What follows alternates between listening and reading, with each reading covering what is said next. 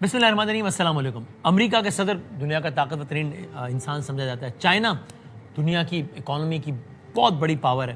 جب اور امریکہ اور چائنا کا ایک خاص بیک گراؤنڈ بھی ہے, ایک خاص تناظر میں وہ ایک دوسرے کے مقابل بھی سمجھے جاتے ہیں اکانومی کے حوالے سے اور کے حوالوں سے. تو اگر امریکہ کا کوئی صدر چائنا جا رہا ہے تو یہ ایک بہت بڑی خبر ہوتی ہے. اب ڈونلڈ ٹرمپ جا رہا ہو تو بہت بڑی خبر ہوتی ہے, چونکہ ڈونلڈ ٹرمپ کئی بیانات دے چکے ہیں چائنا کے حوالے سے, جس میں سے بہت سارے چائنا مخالف بیانات بھی ہیں. بلکہ کچھ ماہ پہلے تو ٹیرف کے حوالے سے ایک بڑی جنگ سی بھی لگی رہی, جس میں انہوں نے چائنا کو بڑی دھمکیاں بھی لگائی تھیں کہ میں یہ کر دوں گا, کیا بھی, پھر واپس کیا اور سارا. اور جب یہ ایران جنگ ویسے تو بمباری کے تک ختم ہو چکی ہے, لیکن ابھی بھی ایک سوالیہ نشان تو ہیں, تو اس تناظر میں اگر یہ وزٹ ہو رہا ہو تو یہ اور زیادہ اہمیت کا حامل ہو جاتا ہے. گویا اس وقت دنیا کی سب سے بڑی خبر ہے کہ امریکہ کا صدر ٹرمپ پہنچا ہے چائنا, وہاں پر اس کا استقبال ہوا ہے, وہاں پر اس کی ملاقاتیں ہوئی ہیں. پہلے تو ذرا آپ یہ کوئکلی ذرا دیکھیں کہ اس بارے میں وائٹ ہاؤس نے ہمیں کیا بتایا ہے کہ یہ جو ملاقات ہوئی ہے امریکہ کے صدر کی وہ کس طرح کی رہی ہے کیا. تو یہ دیکھیں وائٹ ہاؤس کا اس میں اعلامیہ کیا ہے. وائٹ ہاؤس نے کہا ہے کہ صدر ٹرمپ کی چین کے صدر شی جن پنگ سے اچھی ملاقات رہی ہے اور دونوں ممالک کے درمیان اکانومک کوپریشن یعنی کہ اقتصادی تعاون کو بڑھانے کے مختلف طریقوں پر خیال کیا گیا ہے, تبادلہ خیال کیا گیا ہے. اس میں چین میں امریکن بزنسز کے لیے مارکیٹس تک رسائی اور امریکن انڈسٹریز میں چینی سرمایہ کاری کو بڑھانا شامل ہے. اور ریاستہائے متحدہ کی بہت سی بڑی کمپنیوں کے رہنما اس میٹنگ کے ایک حصے میں شامل ہوئے. اب یہ یہاں سے ایک بڑا ریلیونٹ پارٹ شروع ہوتا ہے اور اس کو آپ ذرا دیکھیے گا, اس پر ہم بات بھی کریں گے. آبنۂ ہرمز جنگ ختم ہو گئی ہے, ہرمز ابھی تک افیکٹڈ ہے. ایران کا یہ کہنا ہے کہ ہرمز پہ ہمارا کنٹرول ہے اور کوئی شپ نہیں گزر سکتا ہمارے اس کے بغیر. امریکہ کا یہ کہنا ہے کہ یہ نہیں ہو سکتا کہ سب کے شپ گزرے اور سب کسی کا شپ نہ گزر سکے اور آپ کے گزر جائیں, تو آپ کے بھی نہیں گزریں گے. تو ہم نے بحری ناکہ بندی کی ہوئی ایران کی. دونوں ملکوں کی سٹیٹڈ پوزیشن یہ ہے.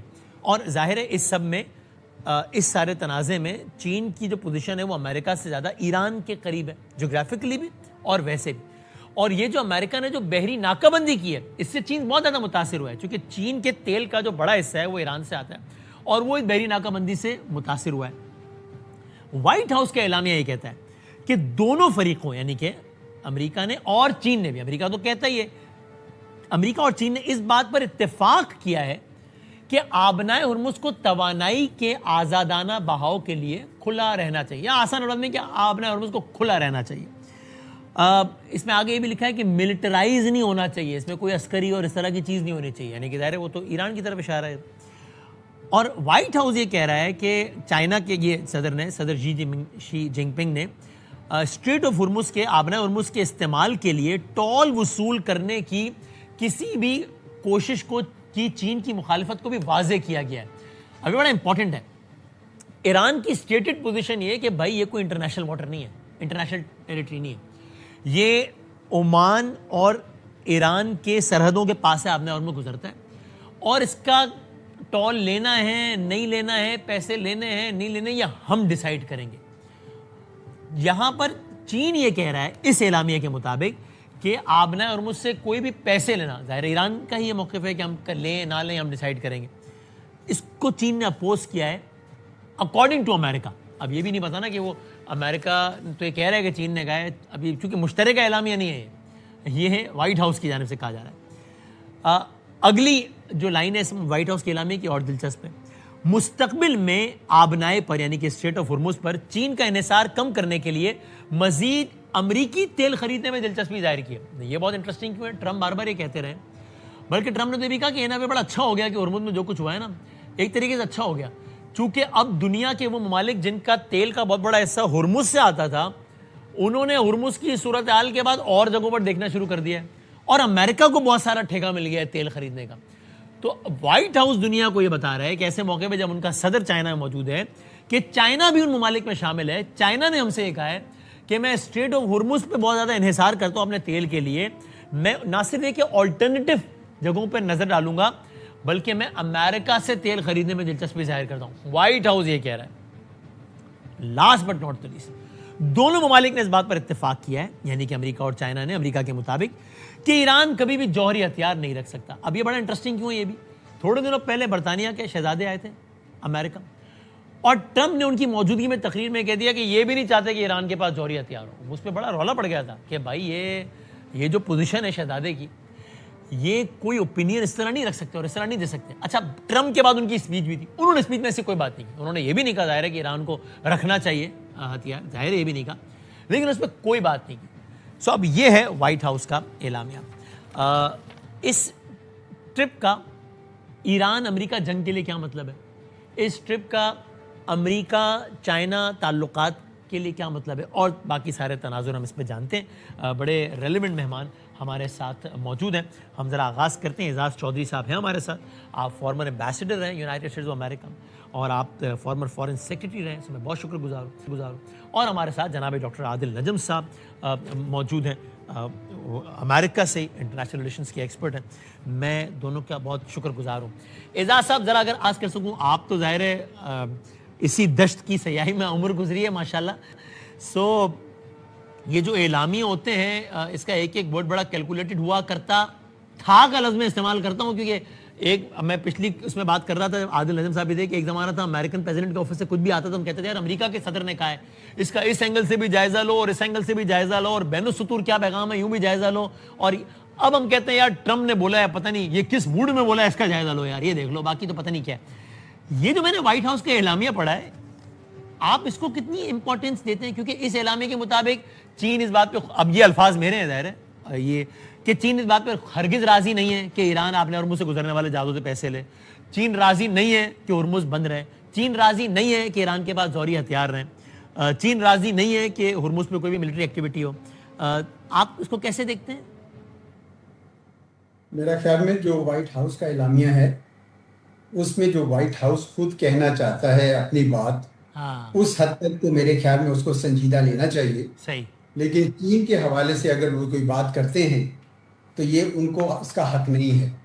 اور میرے خیال میں ویسے ہم بھی جب کوئی وزٹ ہوتا ہے تو ایسے کرتے تھے کہ ہم اپنا نقطہ نظر اس پریس ریلیز میں دیتے ہیں تاکہ دوسرا فریق اپنا نقطہ نظر خود دے, یا ایک مشترکہ اعلامیہ ہو. جی تو میرا نہیں خیال کہ چین کے بارے میں جو وائٹ ہاؤس کے اعلامیہ میں چیزیں ہیں وہ ہمیں اس وقت تک ماننی چاہیے جب تک چین کی طرف سے خود بیان نہ آ جائے.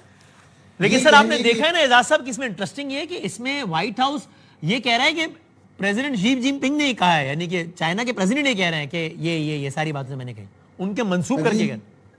یہ تو اس طرح منسوخ کرنا میرے خیال میں تو مناسب نہیں ہوتا, اور طریقہ کار یہ نہیں ہوتا, سوائے اس کے کہ مشترکہ اعلامیہ میں تو یہ بات کی جاتی ہے کہ دونوں پریزیڈنٹ نے یہ بات کہی, اور اس لیے میرے خیال میں ہمیں چین کی اس کا انتظار کرنا چاہیے. اس کے کہنے کے باوجود میں یہ ضرور کہوں گا کہ چین نے یقیناً یہ کہا ہوگا یا کہے گا کہ آبنائے ہرمز کھلی رہنی چاہیے, بالکل صحیح, اس پہ ٹول نہیں لگنے چاہیے, لیکن ساتھ ہی ساتھ یہ بھی کہا ہوگا کہ ناکہ بھی نہیں آپ کو لگانا چاہیے اور پوری آزادی کے ساتھ ساری ٹریفک آنی چاہیے. اور حقیقت یہ ہے کہ اس کا حل بھی یہی ہے. اگر آبنائے ہرمز کھل جائے اور ناکہ کھل جائے تو جھگڑا کیا ہے پھر مجھے بتائیے نا. جنگ تو دونوں ملک نہیں کرنا چاہ رہے ہیں, وہ تو صاف ظاہر ہو گیا تو جنگ نہیں کرنا چاہ رہے.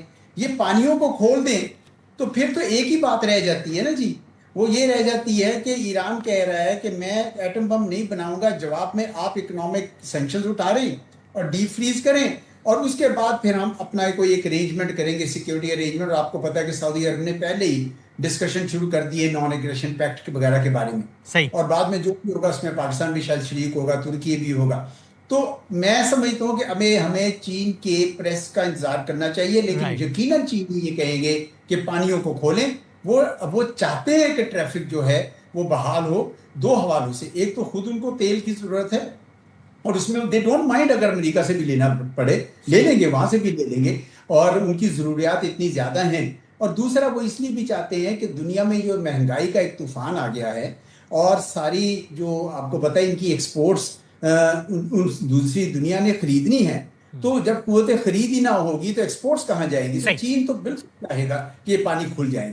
جی ہاں, جیسے مارکو روبیو بھی جہاز میں کہہ رہے تھے کہ بھائی چائنا کی جو اکانومی ہے وہ کنزیوم کیا کرتے ہیں اس سے زیادہ اس پر ڈیپینڈ کرتی ہے کہ وہ ایکسپورٹ کیا کرتے ہیں, اور اگر دنیا کے ممالک کا پرچیزنگ پاور ہی ختم ہو جائے گا یا کم ہو جائے گا تو ظاہر ہے وہ کم خریدیں گے چائنا سے, تو چائنا کی اکانومی بھی اس سے متاثر ہوگی. تو ٹھیک ہے عادل نجم صاحب, یہ میں خالی پڑھ بھی دیتا ہوں quote end quote White House کا اعلامیہ کہ اس کا ایک حصہ, president ji also made clear China's opposition to the militarization of the strait and any effort to charge at all for its use. And he expressed interest in purchasing more American oil to reduce China's dependence on the strait in the future.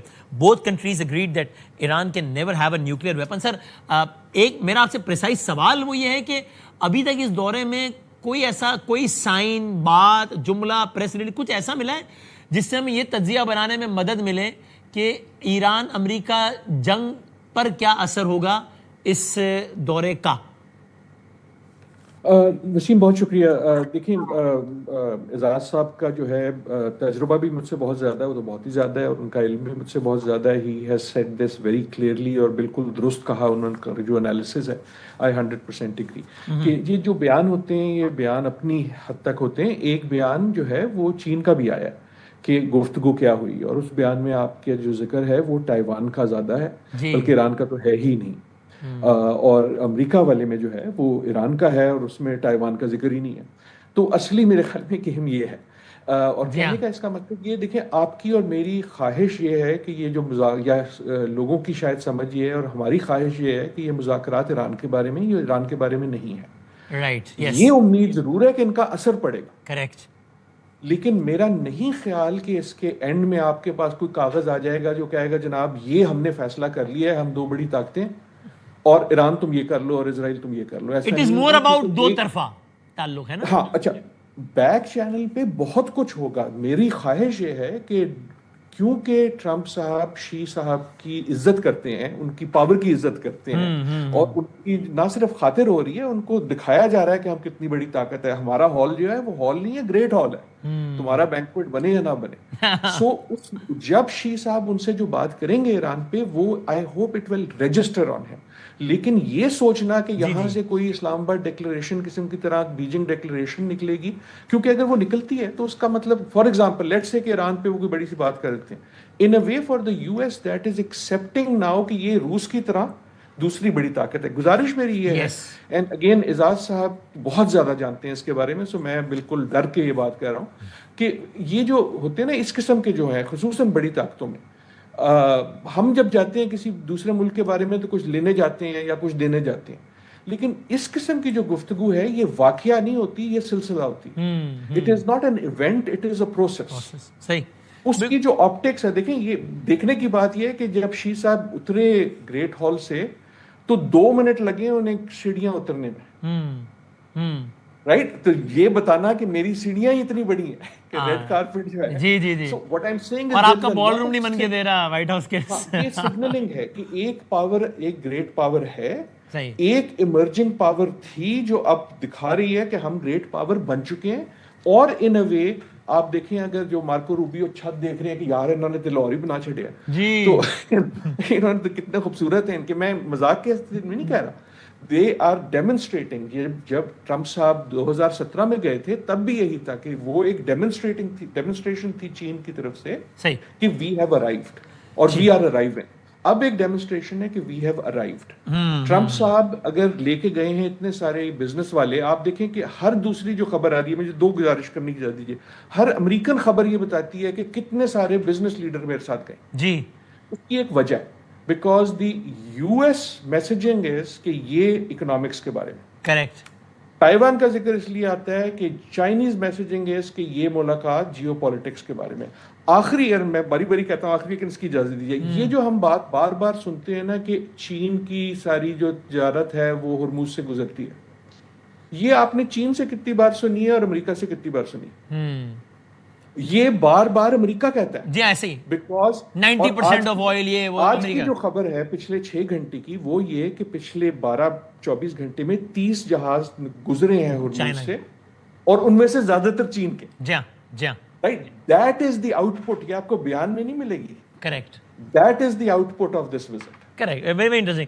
اور اچھا ایک تو یہ بھی کہ ناظرین کو بھی دکھاتے ہیں، مجھے ایسا لگتا ہے اگر آپ اسے ڈس ایگری کریں تو پلیز آپ لوگ ایڈ کیجیے گا کہ ٹرمپ جو جس طرح کا آدمی ہے اس نے بڑا بیہیو کیا ہے، if I may use the word. ورنہ عادل صاحب بھی اس بات میں سر کچھ کہہ رہے ہیں. عادل صاحب سے نہیں کیا کہہ رہے ہیں؟ ان کو بتایا گیا تھا ان کے جانے سے پہلے، ان کے جو اعزاز چودھری ہے نا، انہوں نے کہا تھا سر جی مہربانی کرنا، مہربانی کر دینا، کیونکہ ورنہ ٹرمپ تو وہ آدمی ہے کہ وہ تائیوان شائیوان پہ کوئی شرلی چھوڑنے میں. لیکن آپ ناظرین آپ دیکھیے کہ ٹرمپ کو فل ٹاس ملی ہے پھر بھی اس نے اوائڈ کیا, تائیوان میں چھکا نہیں مارا, اس سے بالکل پہلے کے سوال کا جواب دیا ہے. اگلا تائیوان اور تائیوان چونکہ چائنا کی, اگر میں اپنے الفاظ میں کہہ رہا ہوں, یہ سفارتی آداب کے منافی لفظ استعمال کر رہا ہوں, اعزاز صاحب مائنڈ کریں گے کہ چڑ ہے, دکھتی رہ گئے شہرہ کی کہ بھئی یہ نہیں, اس پہ آپ نہیں, چونکہ یہ تو ہماری ٹیریٹری ہے تائیوان والا. تو ٹرمپ نے اڑا دیا ہے وہ سوال, ویل لیفٹ, ورنہ ٹرمپ بینگ ٹرمپ وہ تو اس پہ اور ذرا. تو آپ ذرا ناظرین دیکھیے بھی کہ تائیوان کا سوال کیسے ٹرمپ نے سنی انسنی کیا.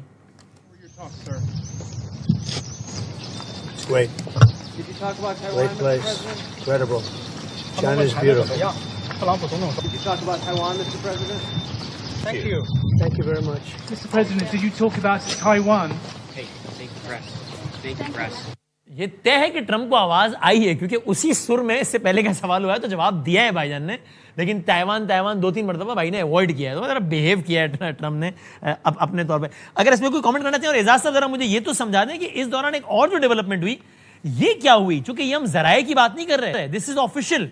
بھائی اسرائیل کے پرائم منسٹر آفس سے یہ اسٹیٹمنٹ آتا ہے کہ رورنگ لائن آپریشن کے درمیان نیتن یاہو صاحب نے سیکرٹ, لفظ لکھا ہے سیکرٹلی وزٹ کیا یو اے ای, جہاں وہ یو اے ای کے پریزیڈنٹ سے ملے. اور یہ جو وزٹ ہے یہ ہسٹورک بریک تھرو ہے اسرائیل اور یو اے ای کے تعلقات کے درمیان. اس کے بعد عراقچی صاحب کہتے ہیں, یعنی کہ ایران کے وزیر خارجہ, کہ نیتن یاہو نے پبلکلی وہ بات کر دی ہے جو ہماری سیکیورٹی سروسز ہمیں بہت عرصے سے ویسے بھی بتا رہی تھیں. تو ہمارے ساتھ اس طرح کا مخاصمانہ رویہ, وہ بھی اسرائیل کے ساتھ مل کے, یہ انفارگیویبل ہے, اور یہ اس کا جواب, یعنی اس کے نتائج ہوں گے. اور پھر تھوڑی دیر بعد یو اے کی جانب سے بھی آفیشیل, یہ عجیب ہے, ان کا آفیشیل اسٹیٹمنٹ کہ بھائی ہمارا وزیر اعظم یہ گیا ہے, نیتن یاہو گیا ہے, اور پھر یو اے آفیشیلی کہہ رہا ہے کہ ہم ڈینائی کرتے ہیں ایسی رپورٹس کو جو کہ سرکولیٹ کر رہی ہیں. حالانکہ سرکولیٹ کہاں کر رہی ہیں بھائی, وہاں کا وزیر اعظم آفس کہہ رہا ہے کہ اسرائیل کا وزیر اعظم ہمارے پاس آیا, ایسا کچھ بھی نہیں ہوا ہے, اور ہم نے کوئی بھی ڈیلیگیشن کو ریسیو نہیں کیا. یہ بھی سفارتی نوعیت کا کوئی انوکھا واقعہ نہیں ہے؟ بالکل ہے جی. میں آپ کو بتاؤں کہ یونائٹڈ عرب ایمریٹس میں جی نئی سوچ پیدا ہو رہی ہے کہ ہم بہت زیادہ جھکاؤ ہو گیا اسرائیل اور امریکہ اور بھارت کے اس سیکیورٹی امبریلا پہ, جو کام نہیں کر رہا. اور آپ نے دیکھا کہ جب سے سعودی عرب نے یہ گفتگو شروع کی ہے کہ ہم ایک نان ایگریشن پیکٹ ایران کے ساتھ کرنا چاہتے ہیں جس میں باقی مشرق وسطیٰ کی ریاستیں بھی شامل ہوں گی, تو یونائٹڈ عرب ایمریٹس میں کھلبلی سی مچ گئی ہے کہ وہ پھر بیچ میں کہاں کھڑے ہوں گے. تو اس وجہ سے میرے خیال میں وہاں پہ اس وقت شیخ زید کے جو بیٹے ہیں جو اس وقت رول کر رہے ہیں, ان کو سوچ بچار آنی بھی چاہیے. انہوں نے اگر کر رہے ہیں تو بالکل بہت ضروری ہے ان کے لیے کرنا, کیونکہ وہ اس خطے میں اب بڑی تیزی سے تنہا ہو رہے ہیں. اور یہ یاد رکھیے کہ جب جنگ یہ سارا تیاری کر رہے ہیں پوسٹ وار سیکیورٹی ارینجمنٹ, سب تیاری کر رہی ہے. اور ایران بھی کر رہا ہے. ایران کی جو اس وقت سفارت کاری ہے وہ, یعنی جسے کہتے ہیں نا, فلری آف انٹرویوز اور ٹیلی فون کالز ہیں جو وہ کر رہے ہیں ان کے وزیر خارجہ. کیوں کر رہے ہیں یہ سارا؟ کیونکہ ان کو پتا ہے کہ یہ جنگ میں اب جنگ دوبارہ ریزیوم نہیں ہونی, اور کہیں نہ کہیں آ کے معاملہ سیٹل ہونا ہے. اور جب سیٹل ہوگا تو پھر ہم ایک نیا سیکیورٹی آرکیٹیکچر کریں گے, سعودی عرب کو پارٹنر بنائیں گے, پاکستان کو, ترکی کو اس میں شامل کریں گے, تو یو اے ای کہاں کھڑا ہوگا. اور اسرائیل کا اس انداز سے اس خبر کو پبلک کرنا, یہ ایک یعنی شرارت بھی ہے نا کہ یو اے ای تو, چونکہ عادل صاحب بھی پچھلے پروگرام میں کہہ رہے تھے کہ اسرائیل کوشش کرتا ہے یہ پوسچرنگ کرنے کی کہ اور جی یو اے ای تو ساڈے نال ہی ہے, ساڈا بھرا ہے, ٹھیک ہے جی. اسرائیل کے لیے بڑی سخت مشکل پیدا ہو گئی ہے. دیکھیں نا, اسرائیل نے کوشش یہ کی تھی امریکہ کو یہ باور کرانے کی کہ یہ 4 دن کی مار ہے, جس طرح وینیزویلا یہ ختم ہو جائے گا, اور اس کے بعد آپ ہیں اور ہم ہیں اور مشرق وسطیٰ ہے, اور ہم پورا آپ کو ڈیلیور کریں گے یہ گریٹر اسرائیل بنا کر. وہ سب کچھ نہیں ہوا. اب ایران تو وہی موجود ہے, چند سالوں میں ریکنسٹرکشن بھی ہو جائے گی, اور پھر اس کے بعد آپ مجھے بتائیے کہ اسرائیل کے لیے کتنا مشکل وقت ہے. ایسے میں تھوڑا حیران تھا یونائٹڈ عرب ایمریٹ سے, تو جب میرے سے بات ہو رہی تھی مختلف سرکاری اور نیم سرکاری لوگوں کی بھی, تو میں یہ کہتا تھا کہ بھائی آپ یو اے ای کے بارے میں ٹھیک ہے ہمیں بھی خفگی ہے, وہ بڑی عجیب کئی بار باتیں کرتے ہیں, لیکن آپ کوئی زیادہ مخالفانہ بیان نہ دیجیے گا. ہمارے تعلقات بھی ہیں اور یہ واپس آئیں گے, یہ ان کا اس خطے کے علاوہ اور کہیں گنجائش نہیں ہے. اس لیے مجھے آج میں ہمارے اسپورٹس مین کا بیان دیکھ رہا تھا, بڑا نپات والا بیان تھا. تو سمجھتا ہوں کہ یہ خطے کی یعنی جنگ کے بعد والی جو تیاری ہو رہی ہے, اور یہ جو چین کے دورے کے بعد الٹیمیٹلی انہوں نے ایران اور امریکہ نے ہی کرنا ہے، پاکستان کی ثالثی میں یہ ایگریمنٹ ہونا ہے، اور پانی کلیئر کر دیں تو باقی سارا کا سارا راضی ہے۔ ڈونلڈ ٹرمپ صاحب پتہ نہیں کیوں بار بار یہ کہتے ہیں کہ ایٹم ویپن فری مجھے چاہیے ایران، وہ تو ایران تیار ہے اس بات کے لیے، اس میں تو کوئی شک ہی نہیں ہے۔ صرف ان کو جو مشکل ہو رہی ہے وہ یہ ہے کہ JCPOA سے ایک درجہ پلس مجھے چاہیے تاکہ میرے لیے فیس سیونگ ہو جائے ڈیموکریٹس کے سامنے کہ دیکھیں میں نے 2015 سے بہتر کر لیا، اور ایران ان کو وہ یہ دینے کو تیار ہے بشرطے کہ وہ سینکشنز اٹھائیں اور وہ ڈی فریز کریں وہ والے سارے جو ایسٹس ہیں۔ ایران نے تھوڑی اور کنڈیشنز بھی لگائی ہے کہ آپ اپنے اڈے اٹھا کے لے جائیں، ظاہری بات ہے وہ ایک دم سے نہیں ہوگا، وہ آہستہ آہستہ ہوگا، لیکن سب سے پہلی شرط یہی ہوگی کہ ناکہ بھی ختم ہو اور اپنا ہرمز بھی کلیئر ہو۔ مجھے لگتا ہے کہ اس کے اوپر ایگریمنٹ جلد ہو جائے گا۔ آپ کچھ ایڈ کرنا چاہ رہے تھے عادل صاحب، آپ فائنل ورڈ آپ جی بالکل، ایک تو دیکھیں بالکل اعجاز صاحب نے درست کہا، اس وقت پچھلے ایک ہفتے میں یہ لگ رہا ہے کہ اب ہر ایک نے کلیئر کر دیا ہے کہ میڈیٹر پاکستان ہے، سو ان اے وے ہر ایک جو ہے نا ہاتھ بھی دھونا چاہ رہا ہے کہ یار یہ لوگ کریں گے اور یہیں ہوگی ایگریمنٹ کی شکل بھی بالکل واضح ہے۔ دیکھیں نا، اگر دو بڑے مسئلے یہ ہیں کہ ایران کے پاس نیوکلیر بم نہ ہو اور دوسرا یہ کہ ہرمز کھل جائے، تو یار 70 دن پہلے ہرمز بھی کھلی ہوئی تھی اور ایران کے پاس بم بھی نہیں تھا، رائٹ، وہ تو فیکٹ آن دا گراؤنڈ تھے۔ لیکن اسرائیل کے حوالے سے میں یہ کہنا چاہ رہا تھا، اوباما نے کہا بھی ہے نا اپنے انٹرویو میں کہ یار میں نے ایک میزائل چلائے بغیر اور ایک بندہ مارے بغیر یہ کام تو کیا ہوا تھا یار، مطلب اچھا جو اسرائیل کے حوالے سے ہے، ہم نے پہلے بھی یہ بات کی ہے، جب بھی مذاکرات، میں 70 دن کی نہیں، میں 2-2.5 سال کی بات کر رہا ہوں، جب بھی مذاکرات قریب پہنچتے ہیں ٹورڈز این ایگریمنٹ، آپ کو اسرائیل کی طرف سے کچھ نہ کچھ نظر آتا ہے اور وہ بہت کچھ ہو سکتا ہے۔ دیکھیں قطر پہ بم پھینک دیا نیگوشیٹرز پہ، رائٹ، چاہے وہ خبریں ہوں جو پاکستان یا دوسرے میڈیشن کے بارے میں آ رہی ہوں، چاہے وہ ڈس انفارمیشن ہو، چاہے وہ ایک طرح سے نج کر رہے ہیں وہ UAE کو کہ تم نہیں کہتے لیکن ہم کہہ دیتے ہیں، تو یہ ساری اس کا حصہ ہے۔ جو اہم بات ہے یار وسیم، آپ کو یاد ہے 2 دن پہلے یا 3 دن پہلے نیتن یاہو نے ایک انٹرویو دیا امریکن 60 منٹس، اچھا اس کا بڑا ذکر بھی ہوا، لیکن میرے خیال میں جو اس کا جو سب سے اہم پارٹ تھا اس پہ لوگوں نے غور نہیں کیا۔ In a way he declared victory and I think he is right. He said کہ ہماری سب سے بڑی کامیابی یہ ہوئی ہے، and I think he is right, ہماری اسرائیل کی سب سے بڑی کامیابی یہ ہوئی ہے کہ ہم نے ان ملکوں کو آپس میں اپنی طرف کر دیا۔ آئی تھنک جو بات ہے نا نقشہ بدلنے کی، دیٹ از اے وکٹری۔ اگر آپ اسرائیل ہو تو آپ کا ہدف ایران سے بڑا یہ ہے کہ جو میرے ارد گرد جتنے مسلمان ممالک ہیں وہ یا فولڈ ہو جائیں مجھ پہ یا آپس میں لڑ پڑے۔ دیکھیں یہ 70 سال 80 70 60 70 سال کی کہانی ہے۔ صحیح، پہلے سارے عرب مل کے اسرائیل پہ ایک حملہ ہوا، اس کے بعد سے اسرائیل کا موقف یہ ہے کہ یار میرا پرابلم یہ ہے، میں بڑا چھوٹا ہوں اور یہ سارے مل جائیں گے۔ پہلے آپ نے ایجپٹ سے کوئی ڈیل کی، جارڈن کو ایک طرح سے وہ کیا، پھر سیریا کو کیا، لبنان کو ختم کیا۔ ان اے وے یہ اس کا ایک پروگریشن ہے کہ فار اسرائیل اس کے جو ہمسائے ہیں ان کو یا آپ اپنے فولڈ میں لے آؤ یا ان کو توڑ دو۔ آئی تھنک اس جنگ نے اس میں ان کو ایک طرح سے کچھ کامیابی دی ہے، لیکن دوسری طرح آئی ہوپ ریجن کو چوکس کر دیا کہ یار یہ گیم اس سے بڑی۔ Let's see, thank you so very much sir, بہت شکریہ، بہت نوازش۔ ہمارے ساتھ اعزاز چودھری صاحب اور ڈاکٹر عادل نجم صاحب بات کر رہے تھے اور آپ نے مختلف زاویوں سے گفتگو سنی اور اس پر ہم بات چیت جاری بھی رکھیں گے۔ یہ ہماری ٹاپ سٹوری تھی آج کی ظاہر دنیا کی سب سے بڑی خبر ہے۔ پاکستان کی طرف آتے ہیں ذرا چھلانگ مار کر، جہاں پر سب سے بڑی خبر آپ جانتے ہیں انفارچونیٹلی آج کل یہ کہ ڈرگ ڈیلر، پاکستان کی سب سے بڑی ڈرگ ڈیلر انمول عرف پنکی اور اس کے تمام تر کارنامے، اور اس کیس میں لیٹسٹ کیا ہے، ہمارے جو 2 بڑے ریناؤنڈ جو بڑے زبردست کورسپونڈنٹس ہیں ان کو ہم نے اسٹوڈیو میں زحمت دی ہے تاکہ اس کیس میں جو بھی لیٹسٹ ہے وہ ہمارے ساتھ وہ شیئر کر سکیں۔ اور اس دوران ذرا ایک اور جو ایک پنکی کی ایک اور آڈیو جو منظر عام پر آئی ہے، آپ ذرا سنیے گا وہ، تاکہ ذرا مزید ہمیں اسٹوری کو آگے لے آنے میں مدد ملے۔ سنیے گا۔ جب آپ کو چاہیے نا تو پھر آپ یہ 20 والا نہ لیا کریں نا، آپ وہ دوسرا لے لیا کریں، گولڈن اسٹاک سب سے بیسٹ ہے، اور 20 والے میں نمی بھی ہے، لینا ہوا تو 25 والا ہی لیے گا۔ جو 25 والا ہے نا بہت اچھا ہے، جو میں نے سب کو میسج کیا آج، 20 والا بیکار ہے، 25 والا بہت اچھا ہے۔ پر آپ کو نمبر سینڈ کیا ہوتا ہے نا رائڈر کا، اگر مجھ سے رابطہ نہ ہو تو رائڈر کو کال کر لیا کریں، ये कोई 50,000 का भी नहीं देगा, इतना अच्छा स्टफ है। इसका बॉक्स भी गोल्ड कलर का होगा। आपको लड़के का नंबर सेंड किया, इससे अकाउंट डिटेल लेकर अमाउंट सेंड करवाएं, बस पूरे 10 मिनट में आपके पास पहुंच जाएगा राइडर।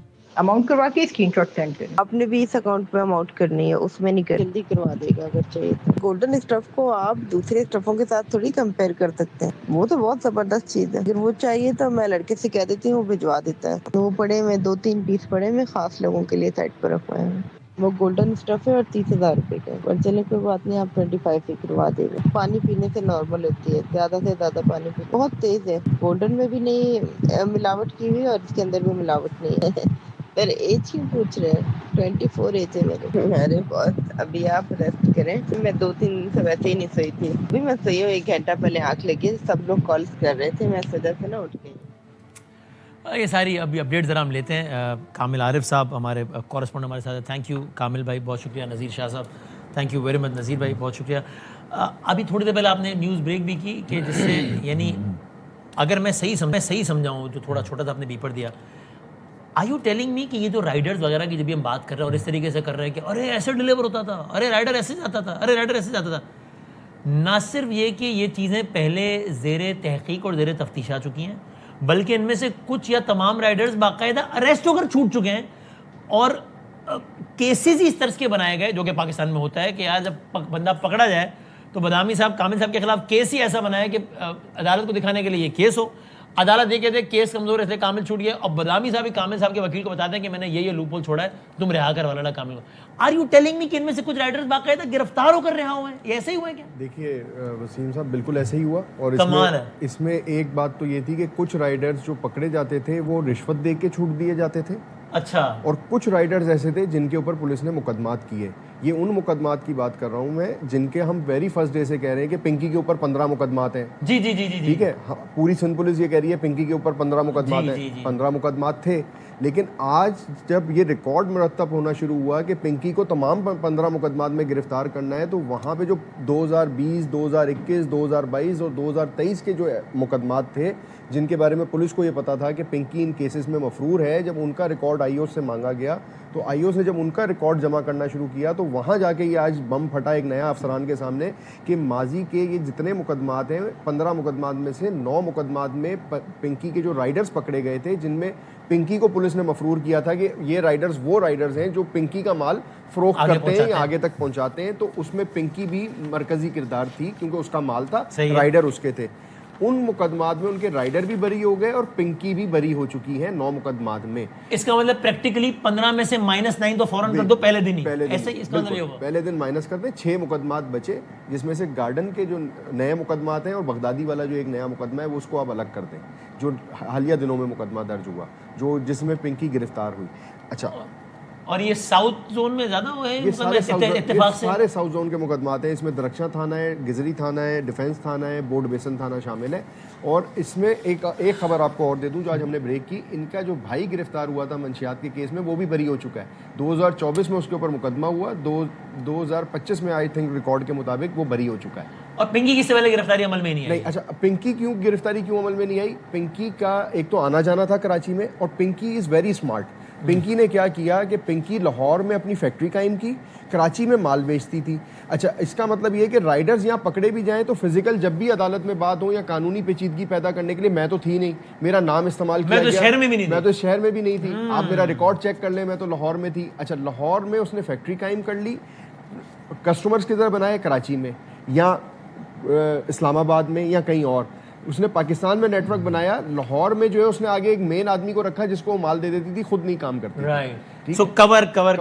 अच्छा, इनको भी जो एज हासिल हुआ होगा डेफिनेटली इसी तरीके से हुआ। अगर राइडर्स थे, राइडर्स के पीछे पिंकी ने अपने वकला को खड़ा किया, वकला ने प्ली ली होगी, पुलिस ने केस कमजोर बनाए, जो पुलिस हमेशा तौर के ऊपर कर पाती है। और इसमें आपने सुना होगा कि एडिशनल आईजी कराची ने भी आज ये बात की, और माजी के जितने एडिशनल आईजीज रहे और आईजीज रहे उन्होंने एक बात की कि हमारी प्रोसिक्यूशन बहुत कमजोर है। तो प्रोसिक्यूशन कमजोर है तो पिंकी भी रिहा हो जाएगी। तो फिर तो इसमें भी बताइए ज़रा कि जो नज़ीर साहब, जो एक बहुत मारूफ फूड डिलीवर करने वाली कंपनी है जिसकी ऐप पे बहुत सारे लोग, ये बाकायदा उसके ड्रेसेस भी इस्तेमाल होते रहे हैं कि उसकी वर्दियों में कि कोई नज़ीर शाह या कामिल आरिफ भोला बंदा समझ रहा है कि बर्गर डिलीवर हो रहा है, असल में कुछ और ही डिलीवर हो रहा है। देखें, जब गुज़श्ता रोज़ हम बैठे थे तो हमने یہ بات ڈسکس کی تھی کہ مختلف طریقے سے یہ فوڈ ڈیلیوری والے بن کر جب جاتے تھے، لیکن آج جب اس کے جانب سے تہلکہ خیز انکشافات کیے گئے کہ جو کراچی کی یا پاکستان کی معروف فوڈ ڈیلیوری جو کمپنی ہے اس کی باقاعدہ اس نے یونیفارم سلوا کر رکھی تھی اور اس میں لارج اسمال ایکسل ہر سائز کے وہ تھے، اور اس کے علاوہ وہ اس پراپر اسی طریقے سے جیسے رائڈر کمپنی ہوتی ہے پیچھے باکس ہوتا ہے اس کے اندر یہ موٹر سائیکلیں بھی بالکل. اور اس وقت بھی کراچی میں جو رائڈر ہیں وہ تقریباً 4 کے بارے میں سورسز کہتی ہیں کہ موجود ہیں. اس سے پہلے جو گرفتار ہوئے تھے وہ 2 جیل گئے تھے.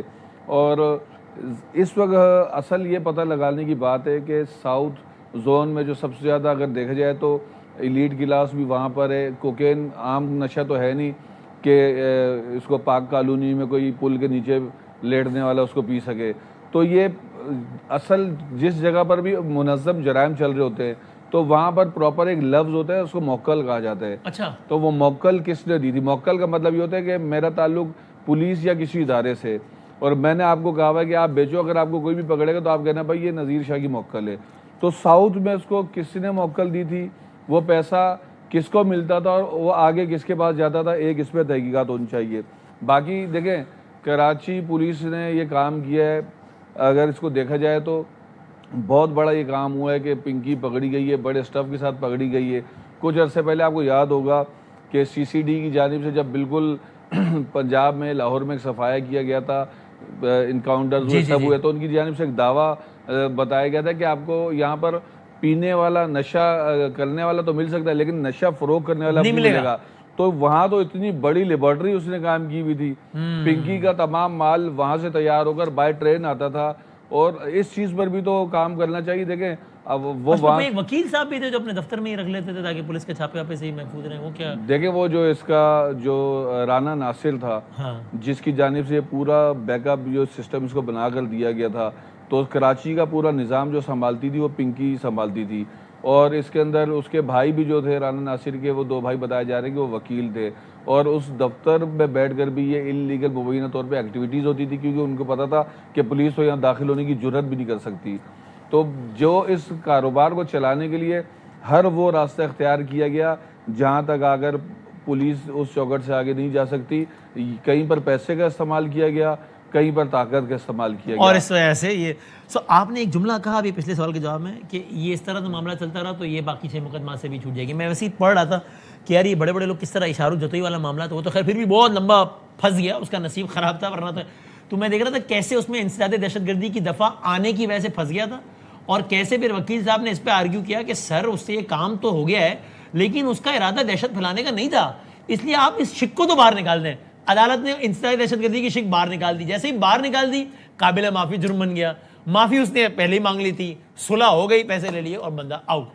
اس طرح کتنے زبردست طریقے سسٹم کام کرتا ہے کہ چلو یار یہ نکالو اس کو. دیکھیے جو آپ نے بات کی نا کہ اس میں 365 انسداد دہشت گردی کی دفعہ لگی تھی، وہ سرکار کی مدعیت میں مقدمہ تھا، اس لیے کیونکہ سرکار اپنے کسی بھی مقدمے سے پیچھے نہیں ہٹ سکتی. یعنی کہ سرکار یہ آدمی کبھی یہ نہیں کہہ سکتا ہے میرا فیصلہ غلط ہے یا میں صلح کر رہا ہوں. صلح ہوتی ہے 2 فریقین کے بیچ میں، معاملات ہوتے ہیں 2 انڈیویجولز میں. سرکار کبھی پیچھے نہیں ہٹتی، تو سرکار کو پیچھے ہٹنے کے لیے کورٹ کا آرڈر لینا لازمی ہے، تو اس لیے ان کو ٹائم بھی لگا، ورنہ یہ جو شاید بلکہ ہٹ بھی گیا تھا، پھر وہ کود پڑے ایک چیف جسٹس اس وقت کی اور وہ سارا میڈیا ہائپ بن گئی. اب اس میں جو آپ نے بات کی نا اس پورے کیس میں جو رانا ناصر کی بات ہوئی، اب دیکھیں پنجاب سے ایک چیز ٹریول ہو رہی ہے، کراچی آ رہی ہے، بلوچستان سے ایک منشیات ٹریول ہوتی ہے، کراچی آتی ہے، کراچی کو ہب بنایا ہوا ہے کیونکہ کراچی میں پیسے والے لوگ ہیں. اب اس میں کراچی میں مہنگی منشیات بکتی ہے. کراچی ایسی جگہ ہے جہاں پر یعنی کہ 25,000 روپے کی گرام کی اگر کوئی ایک چیز خرید رہا ہے اور رات کو 1 لاکھ روپے کی ڈرگس یوز کر رہے ہیں تو آپ سمجھیں نا اس کی کونٹائم کتنا بڑا ہوگا اور کتنے بڑے لوگ اس میں انوالو ہوں گے. اچھا اس میں جو وکیل تھے ان کی بھی پش پناہی تھی. پولیس افسر سے جس نے اس نے شادی کی، بعد میں ڈائیورس ہو گئی، وکیل سے بھی پہلے شادی کی، پھر اس سے بھی وہ اصل میں اس نے اس وکیل سے کام سیکھا، اصل کام تھا اس وکیل کا. اچھا دوسری بات، پنکی کے جو والد ہیں، پولیس ریکارڈ اب یہ بتاتا ہے کہ وہ ماضی میں جمشید کوارٹر کے علاقے میں وہ بھی یہ منشیات کا ہی کاروبار کرتے تھے. اچھا پھر اس کے بعد پنکی نے کام سنبھالا اور یہ تمام بھائی اس کا پارٹ بن گئے. اس کے بھائیوں نے پھر اپنی ایک گرل فرینڈ کو کراچی میں لانچ کیا، ناصر نے، کہ وہ جو ہے پارٹیز کو کور کرے گی, جہاں جہاں کراچی میں بڑی پارٹیز ہوتی ہیں وہاں وہ منشیات پہنچائے گی. اب یہ دیکھیں یہ کارٹل بنتا چلا گیا کیونکہ پیسے بہت زیادہ انوالو ہیں. پھر میں نے آپ کو بتایا کہ دیکھیں اس میں ہمیں ایک چیز کو بھی وسیم بھائی دیکھنا ضروری ہے کہ اس میں پولیس نے دیکھیں اپنی طرف سے بہت اچھا کام کیا. ٹھیک ہے, اب دیکھیں جو کام سالوں سے نہیں ہو رہا تھا پولیس نے کیا, پولیس نے بہت اچھا کیا, لیکن چند ایک افسران کی لاپرواہی اور غفلت کی وجہ سے آج جو ایک اچھا کام تھا, ایک گڈ طرف اس کو جانا تھا, وہ نیگیٹو ہو گیا. لیکن میں یہ سمجھتا ہوں کہ شاید یہ برائی آنی تھی تو اس کی وجہ سے آج پنکی جو ہے سزا کی طرف جا سکتی ہے فیوچر میں, کیونکہ ہائی پروفائل کیس ہو گیا. لیکن ہائی پروفائل کیس کی جب میں بات کرتا ہوں تو ساحر بھی گرفتار ہوا تھا, وہ اداکار کے بیٹے, لیکن تاریخ اس پہ بھی گواہ ہے کہ اس میں بھی اسی طریقے سے ہائپس کریٹ ہوئی تھی. اور جس دن وہ ہوا تھا معاملہ اس دن ایسا لگ رہا تھا کہ اس صوبے میں اب تو کوئی مائیکا لال آج کے بعد تو نہیں بیچ سکتا منشیات, تو یہ نکل آیا. تو یہ تو پھر کچھ دنوں تک ہائپ بنی رہتی. آخر میں بتا دیں اس کیس کا بھی اگلا مرحلہ کیا ہوگا؟ ابھی 3 دن کا پولیس کو ریمانڈ ملی ہے, ابھی امکان کیا کہ 3 دن ختم ہوں گے تو پولیس شاید مزید مانگ لے ریمانڈ. کیا پاسبل چیزیں کیا ہوں گی آگے؟ اب سے کچھ دیر پہلے اس کو باقاعدہ جو 302 کا بغدادی کا مقدمہ تھا اس پہ بھی گرفتار کر لیا گیا ہے. اچھا, اور کل اس ناظرین کے لیے بتایا 302 یعنی قتل کہ اس کے نتیجے میں منشیات کے نتیجے میں کوئی بندہ جان سے گیا ہے. تو کل اس کو عدالت میں پیش کر کے پھر اس کا بھی ریمانڈ لیا جائے گا. اب مجموعی طور پر جو اس کے خلاف جو آج تک ایف آئی آر ہوئی ہیں, اب تک جو ہمارے سامنے آئی ہیں وہ 17 ہو چکی ہیں, جس میں 10 پہلے موجود تھی, 2 گارڈن کی ہو گئی 12, اور 1 بغدادی کی ہو گئی 13, 1 این ایف کی ہو گئی 14, اور 3 جو ہے آج کے دن تک لاہور میں نکل آئی ہیں. پہلے 1 تھی اب 3 ہو گئی ہیں. تو یہ 17 ایف آئی آرز ہو گئی ہیں. جو اسپیشلائز ٹیم ہے لاہور سے وہ کراچی آنے کے لیے تیار ہے. وہ کل صبح عدالت سے رجوع کریں گے کہ پنکی کو یہاں سے انویسٹیگیشن کے لیے وہاں لے کے جائیں. لیکن اب یہ پہلے اے این ایف اس کی کسٹڈی لیتی ہے اپنی کیس میں, یا کل ان کو 302 کے کیس میں ان کو ریمانڈ ملے گا, یا لاہور کی ٹیم آتی ہے. مسئلہ یہ کہ 3 روز تو گزر گئے, ہم اس کو خبر کو رپورٹ کر رہے ہیں. وزیر داخلہ سندھ سے ہماری جو پہلے دن بھی بات ہوئی تھی تو جی آئی ٹی کی بات ہوئی تھی کہ ایٹ لیسٹ اس کے سہولتکاروں کا, اس کے پارٹنرز کا, اس ڈرگ کارٹیل کا پتہ چلے کہ اس کو رن کرنے والے کون لوگ ہیں. دیکھیں اصل جو کلپریٹ ہے, اصل جو ملزم ہے, پنکی تو سامنے آ گئی ہے. اب پنکی کے دائیں بائیں اوپر نیچے کوئی تو شخص موجود ہوگا جو ایسوسیٹس ہوگا, اس کے اوپر تو چلے کوئی نہیں ہوگا, اس کے دائیں بائیں تو ہوگا جو چاہے پارٹنر کی صورت ہے یا کوئی شیئر ملتا ہو. اس کا آخری 2 پوائنٹس ہیں. ایک تو یہ کہ پنجاب پولیس کو اس کی پوری گرفتاری کے بعد, اور جب ہم نے یہ رپورٹ کیا کہ پنجاب پولیس ماضی میں 7 کروڑ روپے لے کے پنکی کو چھوڑ چکی ہے اور پنجاب میں یہ پورا ڈرگ کارٹل آپریٹ کر رہا تھا, تو پنجاب پولیس کو 3 مقدمات یاد آ گئے اپنے, اور وہ یہ شاید اپنے شواہد مٹانا چاہتے ہیں کہ سندھ پولیس کے پاس رہے گی تو پنجاب کے کوئی نام نہ کھل جائے, تو وہ اپنے پاس لے جانا چاہتے ہیں. دوسری بات یہ کہ آج ایک انکوائری چل رہی ہے D I G west Irfan Baloch صاحب کے پاس, جو آزاد خان صاحب جو ایڈیشنل آئی جی کراچی ہیں, انہوں نے یہ انکوائری دی ہے, اور اس میں ان کو ٹاسک یہ ملا ہے کہ اس پوری انکوائری میں یہ دیکھنا ہے کہ یہ جو ہم ویڈیو دیکھ رہے ہیں جس میں پروٹوکول کا تاثر دیا جا رہا ہے, اور میڈیا نے اس کو رپورٹ کیا کہ آخر یہ کس کی ایما پہ ہوا, کون سا افسر انوالو تھا اور کس نے جلد بازی کی. کیونکہ پنکی کا جس ٹائم پہ ریمانڈ کے لیے بھیجا گیا یا عدالت بھیجا گیا, اس ٹائم پہ اس کو لے جانا بنتا نہیں تھا, کیونکہ پولیس کے پاس 24 گھنٹے تھے. تو پولیس کو کس نے, کون ایسا جلدی کرا, تو اس چیز کی جو انویسٹیگیشن ہے بڑی امپورٹنٹ ہوگی. تھینک یو سو مچ, بہت شکریہ نذیر شاہ صاحب اور کاویلار سوریا. ایک بریک کے بعد دوبارہ حاضر ہوں.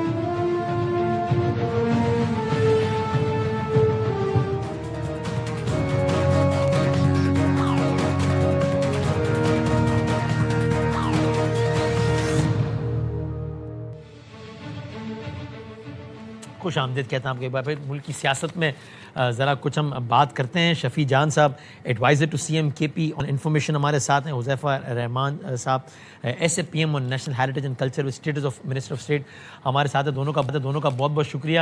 شفیع جان صاحب پہلے تو آپ پلیز یہ بتائیے کہ آپ نے کہا کہ ہم اگلے منگل کو, اور اب سی ایم صاحب کی طرف سے بھی کہا گیا کہ تھوڑی مزید طاقت کے ساتھ یا سختی کے ساتھ آئیں گے, سخت رویے کے ساتھ آئیں گے. آپ ایگزیکٹلی اگلے منگل کو کیا آپ عوام کو کال دینے جا رہے ہیں کہ وہ آئیں اڈیالہ, یا وہی لوگ آئیں گے تو مزید سختی کس طرح, کیا کرنے جا رہے ہیں اگلے منگل کو؟ وسیم بھائی سب سے پہلے آپ کا شکریہ. جہاں تک اگلے منگل کی بات ہے تو اس منگل کو علیمہ آپا نے لاسٹ منگل کہا تھا کہ سی ایم افریدی صاحب آئیں گے, تو سی ایم افریدی صاحب اپنے ایم پی ایس کے ساتھ وہاں پہ موجود تھے, ایم این ایز اور سینیٹرز بھی موجود تھے, اور رات تک وہاں پہ ہم بیٹھے رہے لیکن ملاقات نہیں کروائی گئی. اور پھر اس کے بعد وہاں پہ ہی ایک میٹنگ ہوئی, اور اس میٹنگ میں یہ فیصلہ ہوا کہ اس کو آج جو ہے کال آف کرتے ہیں اور ایک ہفتے کا الٹیمیٹم دیتے ہیں کہ ایک ہفتے میں عمران خان صاحب کو الشفا انٹرنیشنل ہاسپٹل شفٹ کیا جائے ذاتی ڈاکٹر کے ہمراہ فیملی کے زیر نگرانی، جو کہ ان کا بنیادی حق ہے اور صحت کا معاملہ سیاسی نہیں ہے، اس میں فیملی انٹرویل کرے گی اور جو فیملی کی ڈیمانڈز ہے وہ بڑی جائز ہے، ان کا بنیادی حق ہے۔ تو اس کے لیے ایک ہفتے کا الٹیمیٹم دیا گیا، آج جمعرات کا دن ہے، ابھی تک تو ان کو شفٹ نہیں کیا گیا۔ اگر منگل کے دن تک شفٹ نہ کیا جائے تو اس پہ پولیٹیکل کمیٹی کی میٹنگ بھی اس وقت شروع ہے اور اس کے بعد جو ہے اگلے منگل کو دوبارہ ہم آئیں گے اور وہاں پہ جو رد عمل ہوگا وہ شدید ہوگا۔ اس شدید رد عمل سے کیا مراد ہے ایگزیکٹلی؟ 3-4 چیزیں وسیم بھائی آن کارڈز ہیں جو اس وقت میں نہیں بتا سکتا، انشاءاللہ منگل کو ہی وہ کارڈز ہم شو کریں گے۔ 3 سے 4 چیزوں پہ غور ہو رہا ہے۔ آپ تیار ہیں حذیفہ رحمان صاحب اس شدید رد عمل کا سامنا کرنے کے لیے؟ بہت شکریہ بدامی صاحب، میں کچھ حقائق آپ کے سامنے گوش گزار کر دیتا ہوں۔ پہلی بات تو یہ ہے کہ یہ پاکستان کی تاریخ میں پہلی مرتبہ ہے کہ کوئی سیاسی جماعت جو ہے وہ اسٹیٹ پاور کی دعوے دار ہے، ملک کی سب سے پاپولر جماعت ہونے کی دعوے دار ہے، لیکن وہ لوگوں کو بجائے اپنے اراکین پارلیمنٹ کو بلاتی ہے ایک ایسی جگہ پر احتجاج میں جہاں پر دفعہ 144 نافذ ہے، اور وہ ظاہر ہے کوئی بھی سزا یافتہ قیدی اگر کسی جیل میں قید ہو اور اس کو چھڑانے کی نیت سے یا اس مطالبے سے لوگ باہر اکٹھے ہوں کہ ہم کسی بھی طریقے سے حکومت یا عدالتوں پہ ایک دباؤ ڈال کر ان کے لیے کوئی ریلیف حاصل کر سکیں، تو ظاہر ہے نقص امن کا خطرہ ہوتا ہے، بریچ آف پیس میں آپ 144 نافذ صرف ملاقات کا کہہ رہے ہیں، اب تو ملاقات بھی نہیں، اب تو کہہ رہے ہیں فیملی کی نگرانی میں علاج، صرف اتنا کہہ رہے ہیں۔ جی میں اس پہ آ رہا ہوں، آپ مجھے تھوڑا سا پیشنٹ آڈینس دیں گے۔ گزارش یہ ہے کہ جی اراکین پارلیمنٹ ان کے جو ہے کوئی 60 یا 70 کے قریب آئے، تو بیسیکلی یہ بہت بڑا ان کو پر عدم اعتماد تھا کہ حالانکہ سینٹ اور پنجاب اسمبلی اور نیشنل اسمبلی اور کے پی کی اسمبلی ملا لیں تو کم از کم ان کے کوئی 300 سے 350 400 بندہ بنتا ہے اراکین پارلیمنٹ، وہ تعداد بھی پوری نہیں تھی۔ اور اس کے پیچھے وجہ یہ ہے کہ جو لوگ نہیں آئے تھے وہ اس تھیوری یا اس نظریے کے خلاف ہیں، ان کے ساتھ ظاہر ہے یہ لوگ کلیم کرتے ہیں وہ لیکن آزاد جیتے تھے کہ ہمارے ہیں، اگر وہ ان کے ہوتے تو وہاں پر آتے ضرور۔ اب بات یہ ہے کہ جس کاز کے لیے اکٹھے ہو رہے ہیں، دیکھیں یہ ایک دن میں یہاں تک فاصلہ طے نہیں ہوا۔ آپ کو یاد ہوگا کہ بانی تحریک انصاف کو پہلے 2-2.5 سالوں کے دوران پورا ایک ہفتہ ان کی ملاقاتیں جاری رہتی تھیں، جس میں 2 دن وکلا مل رہے ہیں، 1 دن فیملی مل رہی ہے، 1 دن ان کے پولیٹیکل کولیگ مل رہے ہیں، لیکن جس قسم کی زبان انہوں نے استعمال کی، جس قسم کا ان کا کنڈکٹ رہا، ایون کہ آخری فیملی کی ملاقات جو ان کی 4 دسمبر کو ہوئی تو انہوں نے اپنی بہن کو نہ تو اپنی آنکھ کے بارے میں بتایا، جو لوگ یہ کلیم کرتے ہیں کہ ستمبر سے آنکھ کا ایشو آ رہا تھا، نہ اپنی بہن کو اپنی ویل بینگ کے بارے میں بتایا، بلکہ ایک متنازع ترین ٹویٹ بریف کیا۔ وہ ایک ایسا ٹویٹ ہے کہ وسیم بدامی اپنے بدترین مخالف کے بارے میں بھی وہ الفاظ استعمال نہیں کر سکتا۔ تو بات یہ کہ اتنا جو ہے اعتماد کا فقدان ہو، یا اس سے پہلے آپ نے 26 نومبر 2024 کروایا اور 26 نومبر 2025 کی آپ منصوبہ بندی کر رہے تھے، تو لامحالہ جیل سپرنٹینڈنٹ کا کام ہے کہ اگر اس نے فنڈامنٹل رائٹ جو عمران خان کے ہیں اس کو پروٹیکٹ کرنا ہے تو اس نے فنڈامنٹل رائٹ 26 کروڑ لوگوں کے بھی پروٹیکٹ کرنے ہیں۔ اگر جیل میں قید ایک شخص جو ہے جب چاہے وہ وزیر اعظم چینج کر دیتا ہے، حالانکہ خود وہ کہا کرتے تھے کہ سزا یافتہ شخص جو ہے سیاست نہیں کر سکتا، سزا یافتہ شخص ٹکٹیں جاری نہیں کر سکتا۔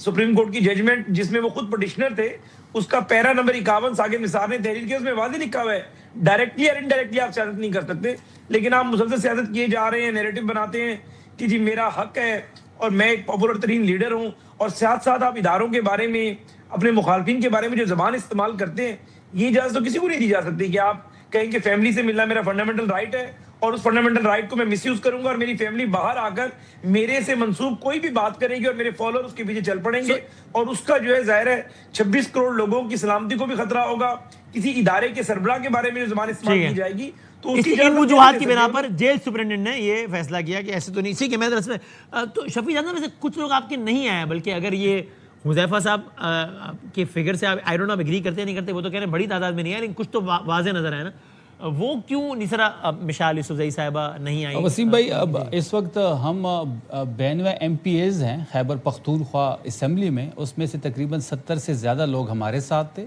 اس کے علاوہ خیبر پختونخوا سے جو MNAs تھے وہ بھی وہاں پہ موجود تھے، سینیٹرز بھی موجود تھے، اور پنجاب اسمبلی کے ارکان بھی وہاں پہ موجود تھے۔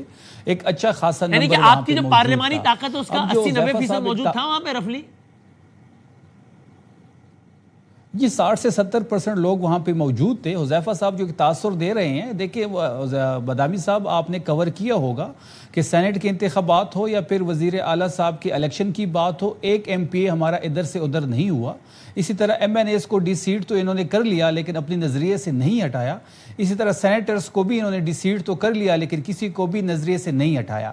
بات بڑی واضح ہے کہ اس وقت جو بھی عمران خان صاحب کے نظریے سے لیفٹ رائٹ ہوگا وہ اپنی سیاست ختم کر دے گا.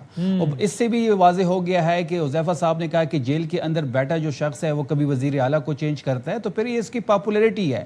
Tehreek Insaf one man army ہے, وہ عمران خان ہے, اور عمران خان صاحب کا جو فیصلہ ہوگا تحریک انصاف میں وہ فائنل ہوگا.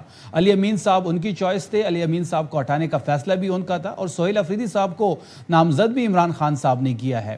تو اس سے ثابت ہو گیا ہے کہ عمران خان صاحب کی گرفت کتنی مضبوط ہے. جو مائنس عمران کے فارمولے پہ کام کر رہے تھے ان کو منہ کی کہانی پڑی. اصل میں یہ کر رہے تھے کام عمران خان مائنس کرنے پہ, لیکن ان کا اپنا لیڈر نواز شریف مائنس ہو گیا, وہ کہیں نظر نہیں آ رہا. آپ نے دیکھا ہوگا کہ ابھی تقریبات ہوئی ہیں, یہ مارکا حق کو سیلیبریٹ کر رہے تھے, کسی بھی ایونٹ میں آپ کو نظر نہیں آئے. آخری وہ گلگت بلتستان کے حوالے سے لاسٹ اس میں نظر آئے تھے, وہ اس میں بھی. اچھا ویسے اگر حذیفہ یہ شفیع صاحب ایک بات اور, آپ جو کہ ایم پی ایس کی بات کر رہے ہیں, ایک ایم پی اے ہیں علی امین گنڈاپور کر کے نام ہے ان کا, تو وہ نہیں آیا, کچھ آپ کا آئیڈیا ہے کیوں نہیں آیا؟ جی وہ اڈیالہ کے باہر موجود نہیں تھے, فیصل امین گنڈاپور وہاں پہ موجود تھے. اس کے ساتھ ساتھ کچھ ہمارے ایم پیز اس وقت ملک سے باہر ہیں, چائنا گئے ہوئے ہیں کسی دورے پہ, اور اس کے علاوہ ایک دو ہمارے بیمار تھے, تو باقی سارے لوگ وہاں پہ موجود تھے, اور جو بڑا ایک حوصلہ افزا نمبر تھا. اور جہاں تک آپ نے گلگت بلتستان کی بات کی تو آپ کو یہ بھی شاید آپ نے کور کر دیا ہو کہ ایک جو گلگت بلتستان ایک موومنٹ, ڈیموکریٹک موومنٹ جو پارٹی ہے, اس نے الحاق کیا تحریک انصاف کے ساتھ, اور اس کا نشان پولو مین تھا, اس کو بھی بین کر دیا گیا. بات بڑی واضح ہے کہ عمران خان صاحب کا خوف اتنا ہے کہ اس کے ساتھ جو بھی چیز جڑی جاتی ہے اس کو یہ مائنس کرنے پہ تلے ہوئے ہیں. دو باتیں حذیفہ صاحب سے پوچھوں گلگت کے حوالے سے, عوام اس کو ملٹیپلائی کر رہی ہے. حذیفہ صاحب دو باتیں, ایک پہلا سوال گلگت کے حوالے سے ہے. آپ نے عام انتخابات میں اس پارٹی کو نشان ہی نہیں ملا, آپ نے کہا کہ ان کی قانونی ٹیم بیکار تھی, تھرڈ کلاس تھی, ان کو یہ کرنا چاہتے, یہ کرنا چاہیے تھا. آپ لوگ جو کہتے ہیں نا یار یہ لوگ یہ کر لیتے تو ان کو نشان بھی ملتا اور ریزرو سیٹ بھی ملتی, انہوں نے وہ سب کچھ کیا گلگت بلتستان میں کہ ایک نئی جماعت فارم ہوئی بالکل نیو, اس کو نشان بھی مل گیا, تو وہ الیکشن لڑتی اور اس کو پھر ریزرو کے حوالے سے ملتا. جیسے ہی راز کھلا کہ ارے یہ جو نئی جماعت ہے Gilgit Baltistan movement some thing like that, مجھے ایگزیکٹ نام ذہن میں نہیں آ رہا, تو اور لیکن ایسے میں تو پی ٹی آئی ہے, جی بھی democratic movement, Gilgit Baltistan democratic movement, وہ 7 جون کو الیکشن ہے, وہ اس سے بھی نشان لے لیا. اب یہ کیا آپ لوگ تو ان کو کیا ہی رہتے ہیں. جی جی جی جی بدامی صاحب, گزارش یہ ہے کہ پہلے تو میں جواب یہ دے دیتا ہوں. انہوں نے کہا نا باری تحریک انصاف جو ہے وہ اتنا حاوی ہو گیا ہے اور وہ ان کے اعصاب پر سوار ہے, وہ وزیر اعلیٰ چینج کر دیتے. کوئی ایسی بات نہیں, نہ میں نے وزیر اعلیٰ چینج کرنے کے ایکشن پہ, میں نے صرف یہ کہا کہ ایک اصولی موقف جو انہوں نے خود اختیار کیا ہوا تھا خود اس کی وائلیشن کر رہے ہیں. اور دوسری بات یہ ہے کہ کسی شریف آدمی کے دروازے پہ بدماش آ جائیں گے, اسے دروازہ بند ہی کرنا ہے. ڈسٹرکشن کرنا بہت آسان کام ہوتا ہے, گھر بنانا بڑا مشکل ہوتا ہے. اگر اسے گرانا ہو تو بلڈوزر 1 منٹ میں گرا دیتا ہے. تو بانی تحریک انصاف کی بیسیکلی ٹریننگ جو ہے وہ ڈسٹرکشن کی ہے, چاہے اپنی جماعت کے اندر ہو, چاہے ملک کے اندر ہو, چاہے پی ٹی پی پہ حملہ کرنا ہو, یا باقی ان کی پوری سیاست جو ہے وہ ڈسٹرکشن موڈ کو پسند کرتے ہیں. اور اس میں بلکہ کہتے ہیں کہ ڈسٹرکشن موڈ کے اندر میں ذرا فلرش کر رہا ہوتا ہوں, وہ کہتے ہیں میں ڈسٹرکشن موڈ میں فلرش کر رہا ہوتا ہوں, بڑا میں اچھا پرفارم کر رہا ہوتا ہوں. اب آپ نے بات کی بلوچستان, سوری جی بی کی جو بھی جماعت کی بات کی, جی اس کے متعلق میرے پاس کچھ محدود معلومات ہیں, لیکن آپ کو گوش گزار کر دیتا ہوں. اگر کچھ لوگ ایک جماعت رجسٹرڈ کروائیں جبکہ وہ صوبے میں دہشت گردی کے مقدمات میں مطلوب ہوں, اس صوبے کے اندر انہوں نے جس طریقے سے ریاستی تنصیبات پہ حملے کیے ہوئے ہوں, اور اس بات کا علم یہ ریکارڈ کے اوپر, اور اس بات کا علم وہاں کے الیکشن کمیشن کو ان کے رجسٹرڈ ہونے کے بعد پتہ چلتا ہے کہ کون لوگ ہیں یہ بیسیکلی اس جماعت کو سیاست کے نام پر ایک شیلٹر کے طور پر استعمال کر رہے ہیں, تو اس کو بین کر دینا. تو تحریک انصاف جو ہے جنہیں کیوں اتنی پریشانی ہے, اس میں کچھ کہنا چاہ رہے ہیں شفیع جان صاحب؟ جی وہ انہوں نے وجہ بتا دی. وسیم بھائی میں یہ کہنا چاہ رہا ہوں کہ اگر تحریک انصاف اگر اس وقت پاکستان مسلم لیگ نون کے ساتھ بھی اتحاد کرے تو مسلم لیگ نون بھی بین ہو جائے گی. اللہ وہ دن نہ لے کے آئے, لیکن اگر ہم نے ان کے ساتھ بھی اتحاد کیا تو عمران خان صاحب کا خوف اتنا ہے, یہ ہائیبریڈ کھڑا کیا ہوا ہے یہ عمران خان صاحب کے ایک بیان کی مار ہے, یہ عمران خان صاحب کی ایک ٹویٹ کی مار. وہ کہہ رہے ہیں کہ اس وقت ان کی ناقبولیت, یہ اردو کا صحیح لفظ ہے ویسے, قبول نہ ہونے کا عالم یہ ہے کہ وہ مسلم لیگ نون بھی نام رکھ لیں جو سب سے محبوب جماعت ہے, وہ بھی فارغ ہو جائے گی. وہ کہتے ہیں کہ اگر نون لیگ سے بھی اتحاد کر لیں تو نون لیگ بین ہو جائے گی. یعنی آپ کو اتنا ماشاءاللہ اپنی ڈسٹرکشن پر اور اتنا انتشار پھیلانے پہ یقین ہے, اور آپ کو پتہ ہے کہ ڈسٹرکشن پہ نہیں, خوف بڑا ہے کہ ہمارا بوجھ نون لیگ بھی نہیں اٹھا سکتی, یعنی آپ کا بوجھ نون لیگ بھی نہیں اٹھا سکتی. یہ بھی آپ لوگوں کو پتہ ہے کہ ہم نے اتنا ہمارا مجھے حذیفہ بھائی آخر میں یہ بتائیں, مولی نشان ہو, گاجر ہو, بینگن ہو, لوگ ڈھونڈ کے عمران خان کی امیدواروں پہ ٹپے لگائیں گے جیسے کہ آخری 1 منٹ رہ گیا. حذیفہ بھائی 28ویں ترمیم لا رہے ہیں اگلے کچھ ہفتوں میں کہ نہیں؟ بس جاتے تھے بتا دیں ٹائم. لیکن بات بدامی صاحب کلیئر ہے, آئین میں ہمیشہ بہتری کی گنجائش رہتی ہے. 73 کے آئین میں بہتری ہوئی تو 18ویں آئی تھی, 18ویں ترمیم میں کچھ بہتری تھی تو باقی ترامیم آئین 26ویں آئی, 27ویں آئی. تو ہر وقت ڈسکشن رہتی ہے. اگر منسٹری آف لا جو موجود ہے اس کا تو کام ہی یہی ہے کہ آئین میں بہتری کے حوالے 28ویں ترمیم کا کوئی ڈرافٹ بنا ہے ابھی تک, مجوزہ ڈرافٹ بنا ہے؟ دیکھیے کوئی ڈرافٹ ابھی اس فائنل شکل میں نہیں آیا, لیکن ظاہر اتحادیوں سے بہت ساری چیزیں جن پر مشاورت جاری ہے. 30 سیکنڈ میں شفیع بھائی آپ کچھ کہنا چاہ رہے ہیں؟ کلوز کرنا ہے میں نے, بس ختم ہو گیا. شفیع آپ 10 سیکنڈ میں اگر کچھ. وسیم بھائی ان سے نہ پوچھے 28ویں آئے گی یا 29ویں آئے گی, یہ برتی